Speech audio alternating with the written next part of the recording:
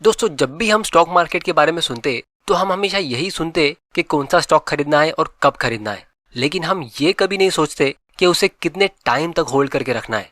क्योंकि कुछ लोग किसी स्टॉक को एक सेकंड के लिए होल्ड करके पैसा कमा लेते और कुछ लोग उसी स्टॉक को लाइफ टाइम के लिए होल्ड करके और बिना उसे बेचे भी प्रॉफिट कमा लेते।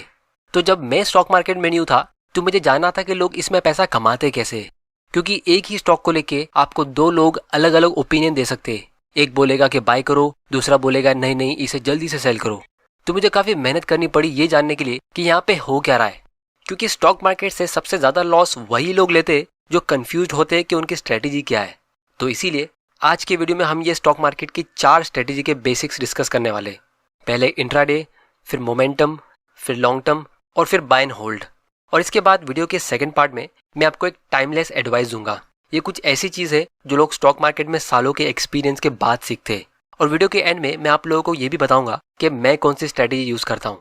तो वीडियो को एंड तक जरूर देख लेना, क्योंकि स्टॉक मार्केट में आधी नॉलेज डेंजरस होती है। तो दोस्तों, सबसे पहली स्ट्रेटेजी का नाम है इंट्राडे। अब ये एक बहुत ही फेमस स्ट्रेटेजी है जिसमें लोग अपने स्टॉक को एक ही दिन में बाय और सेल कर देते और अपने दिन के प्रॉफिट को निकालने की कोशिश करते। अब इसके लिए आपको पूरा दिन स्टॉक मार्केट को फॉलो करना पड़ता है। इनफैक्ट आपको 9:15 बजे से कुछ घंटे पहले उठ के न्यूज को रीड करके रेडी होना पड़ता है। तो ये इंट्राडे ट्रेडिंग पार्ट टाइम नहीं हो सकती। इसके बारे में मैंने अपने पुराने वीडियो में डिटेल में डिस्कस किया था जब मैंने ट्रेडिंग वर्सेस इन्वेस्टिंग का वीडियो बनाया था। अगर आपने ये वीडियो नहीं देखा है तो इसकी लिंक आपको नीचे डिस्क्रिप्शन में मिल जाएगी। फिर दूसरी स्ट्रेटेजी है मोमेंटम इन्वेस्टिंग। अब इसको आप स्विंग ट्रेडिंग कहो, पोजिशनल ट्रेडिंग कहो या मोमेंटम ट्रेडिंग कहो, ये सब एक ही चीज है। यहाँ पे लोग अपने स्टॉक को खरीद के कुछ दिनों तक या महीनों तक होल्ड करके रखते हैं और जब उनको शॉर्ट टर्म प्रॉफिट मिलता है तो वो उसे बेच देते हैं।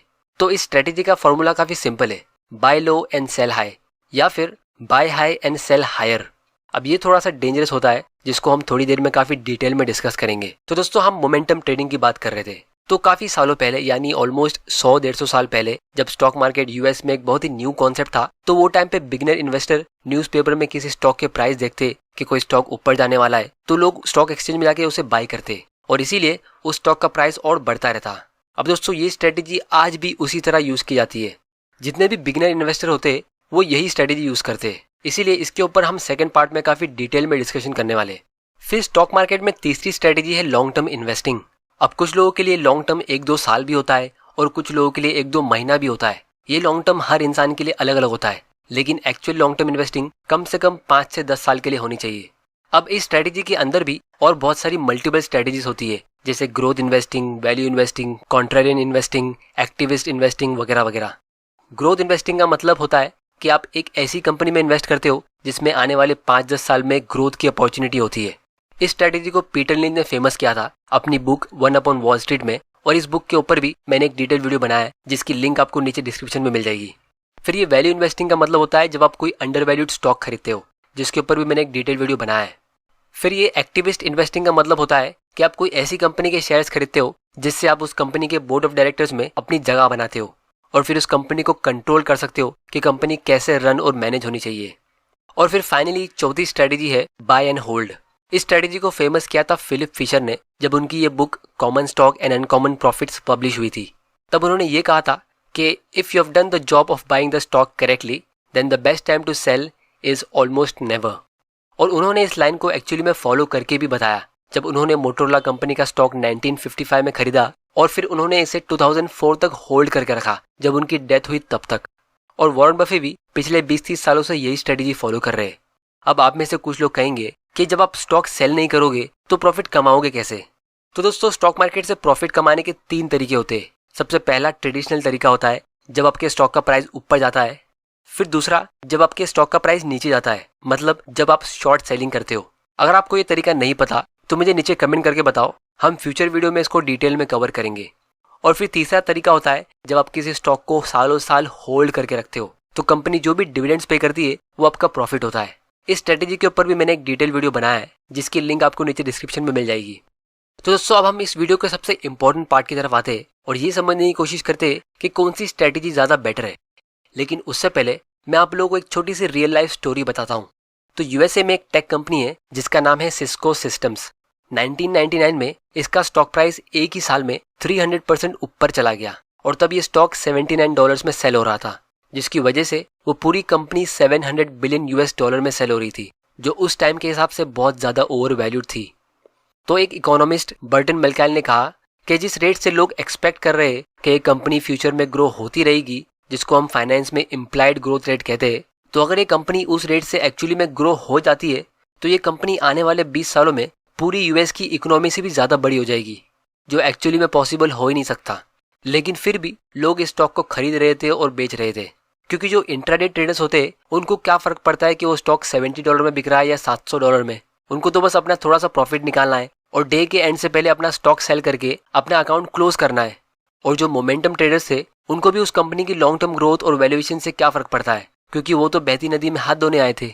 जैसे स्टॉक गिरने लगेगा तो वो लोग उसे फ़ौरन सेल कर देते। लेकिन जो बिगिनर इन्वेस्टर्स उसमें लॉन्ग टर्म के लिए इन्वेस्ट कर रहे थे तो उनको स्टॉक के लिए सिर्फ $70 पे करना था, क्योंकि बहुत लोगों को कंपनी के फंडामेंटल और उसके वैल्यूएशन के बारे में पता होता ही नहीं है। वो सिर्फ कंपनी का नाम देखते और स्टॉक का प्राइस देखते, और इसीलिए वो स्टॉक को बहुत सारे इन्वेस्टर्स एक्चुअली में लॉन्ग टर्म के लिए बाय कर रहे थे, क्योंकि वो एक हॉट स्टॉक बन चुका था।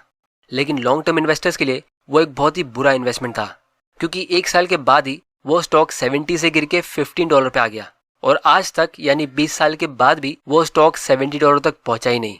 तो इसीलिए जब भी आपको कोई यूट्यूब चैनल पे या टीवी पे कोई स्टॉक टिप देता है कि ये वाला स्टॉक ले लो, ये एक अच्छा स्टॉक है, या फिर अगर आप कोई ऐसा वीडियो देखते हो जिसमें लोग कहते हैं top 5 stocks to buy now, तो दोस्तों एक चीज आपको अच्छे से समझ लेना चाहिए कि वो लोग नहीं जानते कि आप कौन हो और आपकी स्ट्रेटेजी क्या है।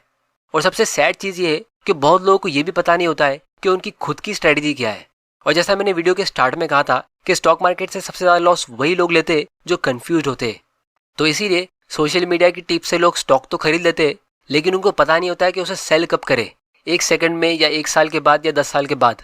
तो इसीलिए एक ही कंपनी के स्टॉक के लिए आपको हमेशा अलग अलग ओपिनियन मिलती रहेगी। एक बोलेगा ये प्राइस पे ले लो, एक बोलेगा ये प्राइस पे सेल करो। तो अब आपको पता चल गया होगा कि ऐसा क्यों होता है, क्योंकि सब अपना अपना गेम खेल रहे हैं। मैदान सिर्फ एक ही है, लेकिन सबकी स्ट्रेटेजी अलग अलग है। कोई T20 खेल रहा है तो कोई वनडे या फिर कोई टेस्ट मैच, और कुछ लोग सिर्फ टिकट्स ब्लैक करके यानी स्टॉक टिप्स देके ही पैसा कमा रहे। तो इसीलिए जब भी हम स्टॉक मार्केट की बात करते तो एक लाइन आप हमेशा सुनते होगे कि equity investments are subjected to risk, मतलब स्टॉक मार्केट में इन्वेस्ट करना रिस्की होता है। और अगर आप मेरे वीडियोस रेगुलरली देखते हो तो मैं एक लाइन हमेशा कहता हूँ कि रिस्क का मतलब लॉस नहीं होता है, उसका मतलब होता है अनसर्टेनिटी यानी लैक ऑफ नॉलेज। तो जितनी आपकी नॉलेज इंक्रीज होगी तो आपका रिस्क भी कम होता रहेगा। इसीलिए आपको एक स्ट्रेटेजी को पकड़ के उसे लॉन्ग टर्म तक फॉलो करना है। अगर आप ऐसा करते हो तो आपकी उस स्ट्रेटेजी को लेके नॉलेज भी इंक्रीज होगी और रिस्क भी कम होगा, जिससे अल्टीमेटली आपका प्रॉफिट बढ़ेगा। अब दोस्तों मैं personally buy and hold strategy use करता हूँ, क्योंकि मैंने एक बार पैसा अर्न कर लिया है तो मुझे वापस ट्रेडिंग करके कंप्यूटर स्क्रीन के सामने बैठ के पैसा कमाने की जरूरत नहीं है।